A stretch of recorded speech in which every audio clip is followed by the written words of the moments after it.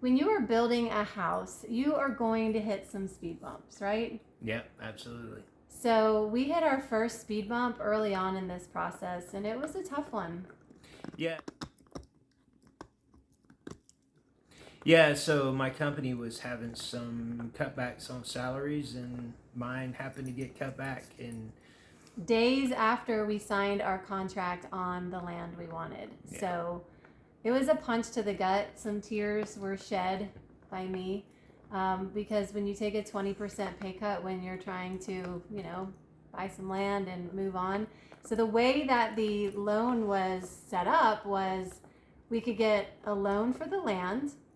We could stay in our current house, which had very low interest rate, small mortgage. no.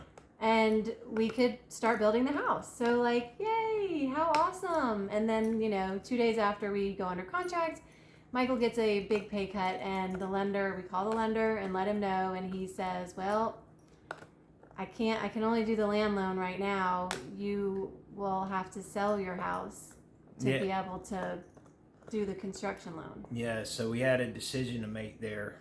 We really did, and we like Megan said, we prayed about it and thought about it.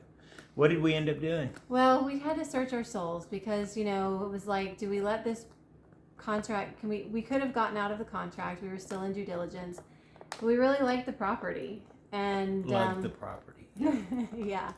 So we decided, all right, you know what? We're gonna go forward with the land loan, and we'll figure it out. We'll figure out what to do next. So that kind of threw a wrench into things because we then had to get our house ready for sale so that we could sell it and start building. And it's not like our house needed a lot of work. We wanted to upgrade some flooring. We wanted to do some painting. 19 years in a house, we just wanted to do some things to spruce it up. And so that took a little bit longer than we anticipated. And we closed on the land in July of 2023. Yeah. And then we were going to put our house on the market quickly, but it ended, I was thinking we'd put it on the market in the fall. But we ended up not even getting it on the market until springtime of 2024. We listed it in March. And we closed in April. Yep. So then we had money from the proceeds of our house, which was a fantastic investment. We had been in the house for 19 years.